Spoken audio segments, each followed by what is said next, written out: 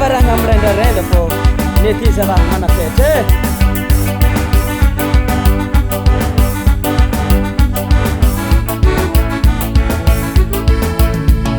Orinama ko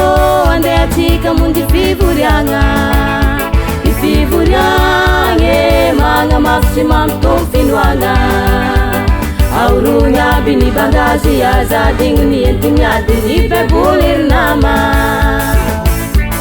Fivuriange sikilala ona tanga na kwanga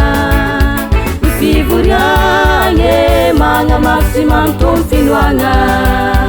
Fatok matanga tusenga faidera siyantalaza nanda mani charayo Orinama ko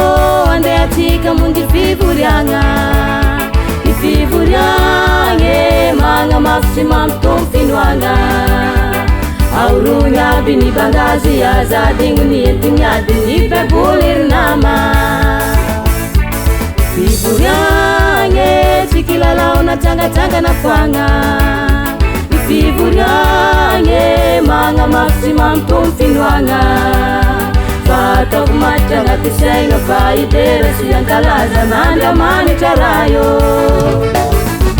Oya Orinama ko rawisi kamu fivurianga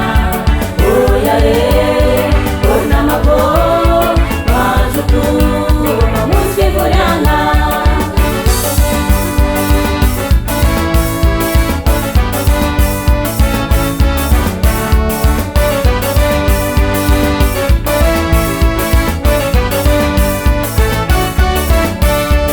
Sala sale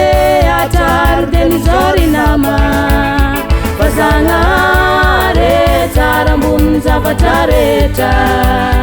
Anoko amisi problema manga tonga chisi problema Zangari anafake Otika tabe nirazai niraneketunyane Enu itare niyapatazaya pitana yandwane Aza kifa miure na machar ko tifta mi verena aza kibir nama Sala sale atar denizori nama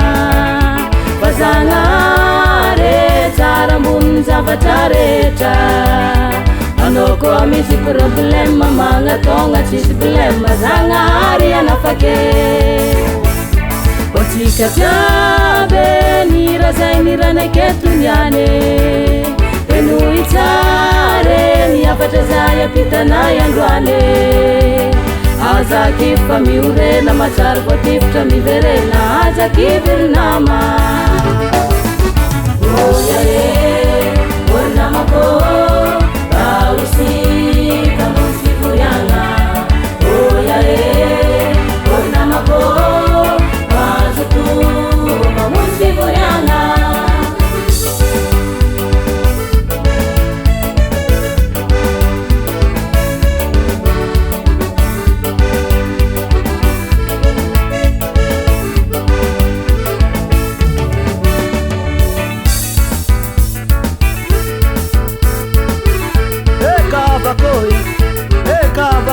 Barwa mchike Kristian na kofa mamuzi fivuriang